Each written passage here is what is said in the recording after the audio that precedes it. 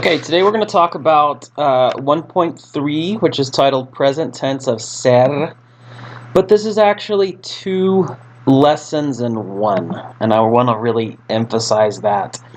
The first lesson is subject pronouns. Now, what we learn here, the subject pronouns, we're going to use the rest of our Spanish careers with different verbs. So the second part of the lesson is combining the verb ser, which means to be, with subject pronouns. So I really want it to be clear that this is kind of two lessons in one. One that we're going to use, forever as sort of the model for all verbs. And then the second one is just a verb plugged into that formula. So the first part is the idea of subject pronouns. So a couple of words here. One is, what is a subject of a sentence? And I think of it as sort of like the star of the sentence. It's the person or the thing that does the action in the sentence. Okay, so if I say like the dog is brown, the dog is the subject. If I say, Karen talked to the manager, Karen is the subject. So it's the person or the thing that performs the action, and the action is the verb. If you choose to replace the subject with another word, almost like a shortcut, that shortcut is a pronoun. So for example, if I say she asked to speak to the manager, she replaced Karen. So the subject pronoun replaced the subject. Okay? So for example, Carlos es estudiante. Carlos is the subject. Él es estudiante. It's just sort of a shortcut. I didn't feel like saying his name again, so I said the equivalent of he is a student. Okay? All subject pronouns could be categorized in 6 groups. That we're really going to see is 5 groups. We're going to kind of eliminate one of these groups. And I don't really love the way they write these, but we think of it like, okay, all things or people who can perform actions in sentences are one of 2 groups. It's either one person or thing, or 2 people or things. And then we can further divide that by the perspective. In this sentence, is the speaker a part of it? If so, then that's called first person. Are you looking in the eyeballs of a person when you say the sentence? Are you talking directly to a person? That means second person. And then third person is by far the most common perspective. It's just everybody else. You're talking about someone or something. Okay. So first let's talk about when one person or thing does an action. When you talk about yourself in Spanish, you say yo. It means I.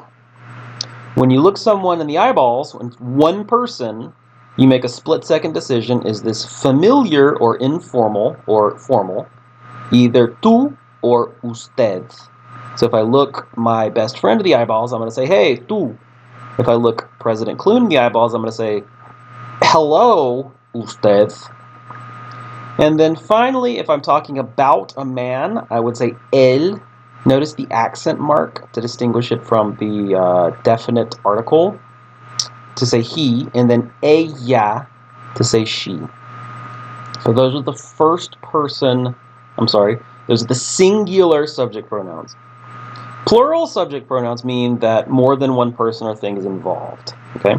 If I am involved, but with somebody else, that's the equivalent of saying we. So you, the speaker, I, have to be involved in order for it to be this. A mixed group or all-male group is called nosotros, and an all-female group is called nosotras. Okay? So if you are a man, any group you are in is going to be nosotros, because you being in the group now makes it at least a mixed group. All right. Second person, but plural. This is like saying y'all, you all, you guys. It's a group that you have to be addressing. So imagine me standing in front of the classroom looking at you all in your eyeballs saying, y'all are my students. So technically there are 2 y'alls, informal and formal, the same way that there are 2 yous. However, the vast majority of Spanish speakers only use the formal one for everybody. Only people in Spain would differentiate vosotros versus ustedes. So for our purposes, for all of our y'all purposes, we're just going to treat everybody formal y'all. So even if you're talking to a group of like your friends, you'd still say ustedes, okay? But just remember, you have to be talking to a person, okay, to say y'all, right? And then again, he or she, this is a group that you are not talking to, you're talking about them. And this is ellos or ellas, depending on the gender of the group. Okay? Now, some people get really confused with the difference between ustedes and, let's say, ellos. Well, think of the difference between y'all and they. If I'm talking to y'all, I'm standing in front of you in a classroom now with my arms extended, and I go, you all are my students. And then I turn my back to you to talk to President Clune out in the hall, and I go, hey, they are my students. And then I turn back to you and say, right, guys, y'all are my students. So the referent didn't change. It was still the men and women in my class, but my perspective changed. When I talked to you, y'all, that is, when I talked about you, they, ellos, ellas. Same thing with one person. Picture your best friend, and let's say your best friend is a girl named Maria. Okay, Maria doesn't change. She's just Maria sitting in a chair. If I'm talking to her, I say you. I turn my back to her and I go, yep, she is Maria. So if I go, what pronoun would you use to talk? What pronoun would you use for Maria?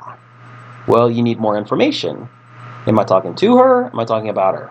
Am I Maria? Then I would say, she would open her mouth and say, yo soy Maria. Okay, so you can't just go, a group of students in the quad, what pronoun? Well, am I a part of them? Am I one of them? Then in that case, we. Am I talking to them? Hey, y'all need to social distance. Am I talking about them later? And I go, wow, today I saw a group of students in the quad. They weren't socially distancing. Okay, so this can be really simple, but for some people it's really complicated because the perspective can change, and that can change what subject pronoun you use. Okay, so the subject pronouns we're going to use forever. Very important to really understand this. Now that we understand the subject pronouns in general in Spanish, we can plug a verb into that formula. And the first verb we're going to use is a really common verb, but not a very exciting verb. And that verb is called ser. A verb is an action. To eat, to sleep, to read, to write, to jump, to dance, to play, to kick. Those are all verbs. But we kind of have to get this boring one out of the way because we want to say things like, I am a student. She is my friend. They are boys. Okay? So we're going to combine what we just learned with this new verb, ser. And that combination is called conjugating. Okay? We have to tweak this verb to make it match the different subjects. The way you learn a verb is called the infinitive, like saying to eat, to sleep, to read, to write. Okay? So when I combine ser with yo, it's yo soy. I am. And we'll talk about possible sentences you could use with that. I look my friend in the eyeballs and I go, tú eres. He or she or you formal. Notice how usted conjugates, even though it means the same thing really as tú, it conjugates down here. Okay?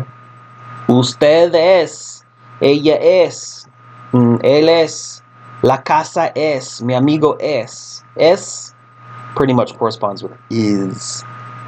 Over to the plural side, somos is like saying we are, nosotros somos. We're not really going to use this line. Instead, if I want to look a group in the eyeballs, I'd say, hey, ustedes son los estudiantes. Or ellos son, they are. Okay? Won't spend a lot of time on this, but how do we use ser? The most basic thing is just to identify people and things. Who are people? I told you that a way that you could introduce yourself, instead of saying, me llamo Carlos, you could say, yo soy Carlos. Or a cool thing that Spanish does is you can leave off, in most cases, the pronoun and just use the verb. Soy Carlos. You can't do that in English. You can say, hey everybody, am Carlos. Doesn't work like that. You can use ser to say who things belong to, and it sort of ends up being sort of like, the book is of the boy, meaning the book is the boy's. Notice here the preposition de. De typically means of or from. This is what we used it the most with. I went around the room and I said, ¿De dónde eres? And you said, Yo soy de Homa. If I talk about someone else, for example, Marisa, I would change the conjugation of the verb because now I'm not talking about tú, I'm talking about ella. ¿De dónde es Marisa? Marisa es de los Estados Unidos. Notice they left her name off. We can't do that. We can't say, where's Marisa from? Is from the United States, but in Spanish you can. And then finally, to talk about your jobs, or jobs. Notice that you don't use an article with jobs. You just go, Isabella is professor. Okay? So you're going to do lots of practice with these, but sometimes people get their wires crossed at this early stage. And just note that these are pronouns. So think of it, if I said, what pronoun would you use to talk to your friend who's a boy? And you're probably like, L. Well, careful. If I'm talking to him, I just threw you off because I gave you his gender. It doesn't matter. Your friend is going to be tú, whether it's a boy or a girl. Formality matters when you talk to somebody, but gender doesn't. So if I'm addressing a group of women or a group of men, it's still y'all, it's still ustedes. When I talk about somebody, the formality doesn't matter, but the gender does. So if I talk about my, good friend Maria, or I talk about the Queen of England, I'm still going to say ella either way. The formality didn't change that. Okay. So this is a really important lesson, just because it's 2 lessons in one, and just try not to get confused, differentiating the two. We're going to do lots of practice with this, but I wanted to just give you a little extra information about these 2 lessons, and good luck.